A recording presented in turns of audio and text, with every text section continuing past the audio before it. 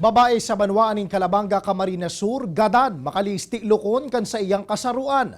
Suspect gadan man matapos saksakon an sa diri. Selos pigiling na motibo sa insidente. Wiyan report. Parehong mayo na buhay kan madukayan kan mga otoridad ang mag-live-in partner na ini sa barangay San Roque, Calabanga, Camarines Sur pasado alas 10 nin aga aldaw nin Martes.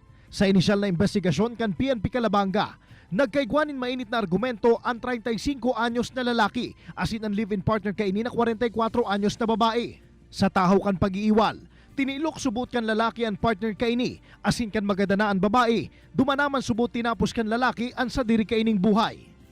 Sabi ng mga magulang ng suspect, nagsisilos dahil kung baga pasulpot-sulpot minsan yung babae. So yun yung naging cause ng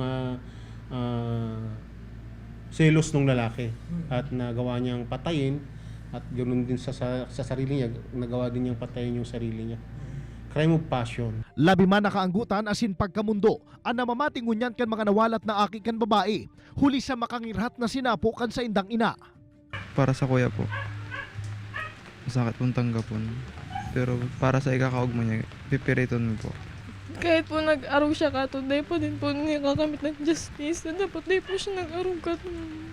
Dapat din kung gusto niya po maarog kato, dapat niya na po dinamay si mama. Pigpurbaran man ka news team na kuanon ang ladok ang pamilya kan lalaki, alagad nagsayo man na ining magtaupan ng komento sa insidente.